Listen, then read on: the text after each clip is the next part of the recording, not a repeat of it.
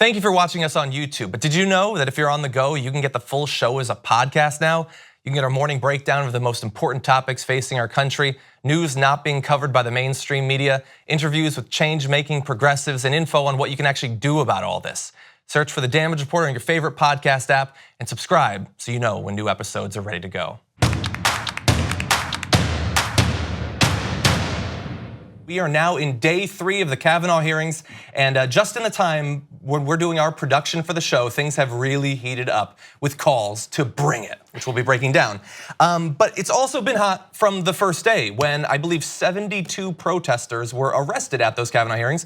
And I am thrilled that we are joined in studio by one of perhaps the most high profile of those arrestees, actress and activist Piper Perabo is joining us in studio. Nice to be here. It is great to have you here. Thanks. I've been following you and your social media activism for quite a long time, and you've put your body on the line in this case because of your concerns about Kavanaugh and what he would represent on the Supreme Court.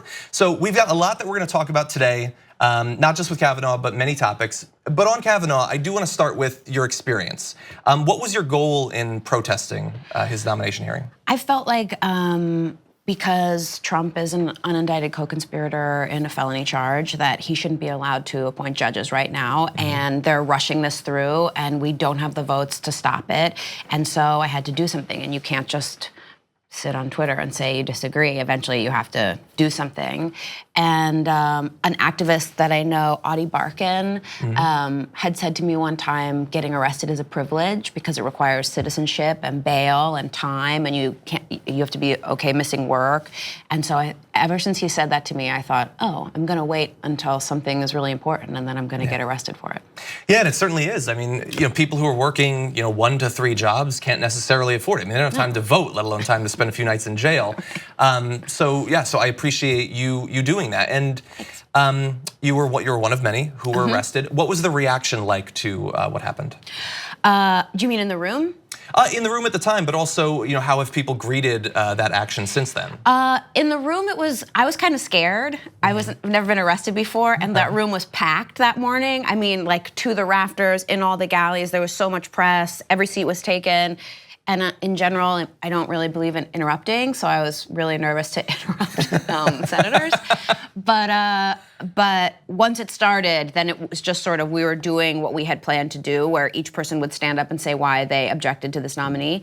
And so once we started, it was easier. And then after it happened, the police take away all your possessions when you get arrested. So there were hours that went that I didn't know what was going on in the hearings But when I got out, people were, it was kind of a mixed reaction. I mean, my friends and family were really supportive. And then, of course, on Twitter, you get a lot of trolls and haters.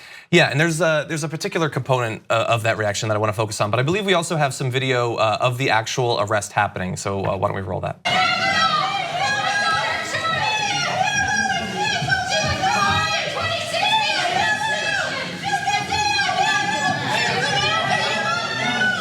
Rough there. Yeah, like you could yanked see on your arm. Yeah, well, they're police officers. Yeah, civil disobedience. I guess we've seen worse. Yeah.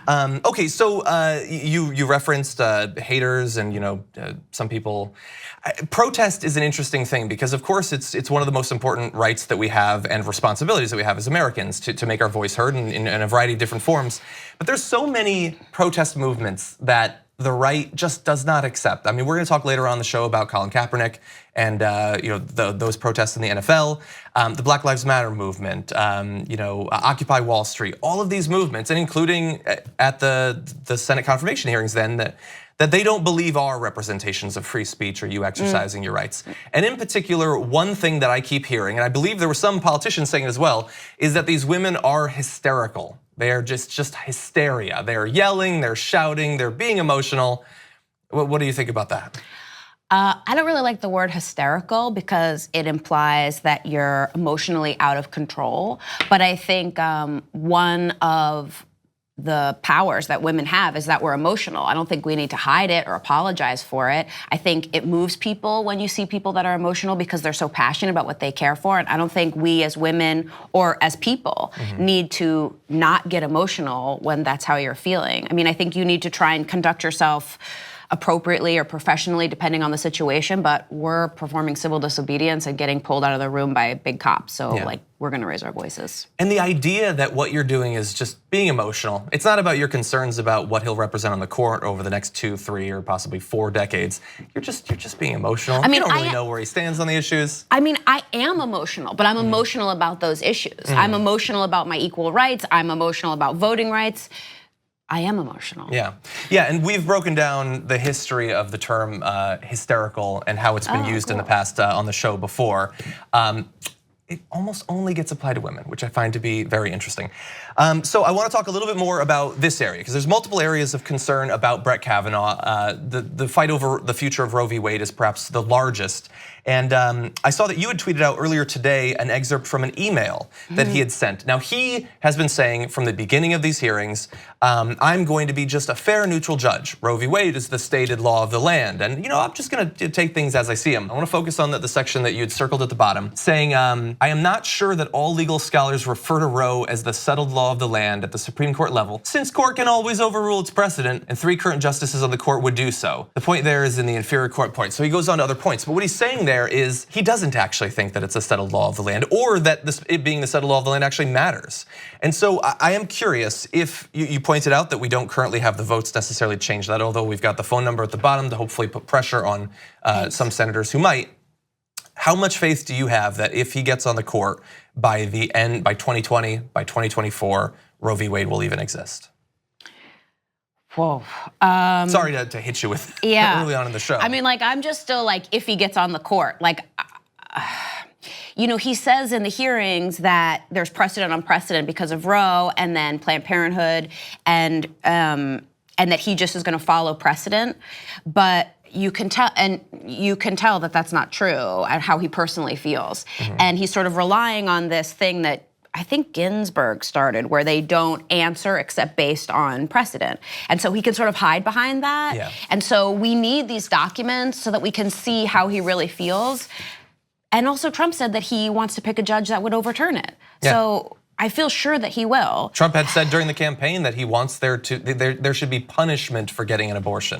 Yeah, and I mean, I think what we can do if he gets on the court is really focus on our state legislatures, because that's who's gonna decide the law in your state. And it's gonna all go to the states, and so then that's why it's so important in these primaries and in the midterms that you don't just vote at the top of the ticket, but you really look at your state legislature, because that's who really decides what's going on for you, especially in an administration like this. Yeah, and hopefully people are paying attention. There have been a great number of candidates at the state legislature, state house, state senate level that have been just awesome, and we've been profiling many of them. I don't know if you know, but we've been doing live primary election coverage for every single one of the primaries so far, and we'll be doing so tonight for Delaware. Actually, there's some great candidates who will be voted on tonight as well.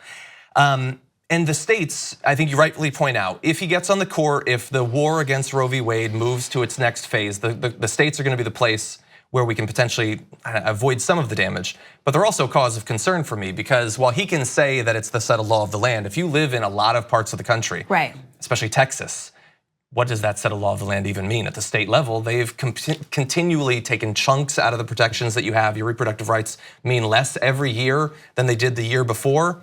You might have to drive 500 miles to get and that's not possible for many people. You might have to go 2 days in a row. You might have to pay large amounts of money. You might have to sit through purposefully, emotionally damaging and generally false presentations of information and images and all of that. And this is one of your fundamental rights that you've had for longer than I've been alive. Well, Kamala Harris said to him yesterday, to Kavanaugh, do you know of any law that that deals with a male body, male health? And he sort of said, no, I can't think of any. Exactly, yeah, that was a great point by her. I've tried since then to come up with something to play devil's advocate, and I'm not entirely sure. There's not a lot of, I don't know, in terms of actually something so consequential that the effect that the government power has over you is that your life is totally different one way or the other. I don't think there's anything like that. And we just take it as a given, a significant portion of the country, that we should have that power over women. I think if there was a law where the government could have say over a man's body, more men might think differently. Just perhaps. Thank you very much for watching this clip from The Damage Report. If you liked it, don't forget to subscribe to this channel and ring the bell on YouTube to get notified of our new videos. And catch The Damage Report every weekday at 12 p.m. Eastern, 9 a.m. Pacific on TYT Network on YouTube TV.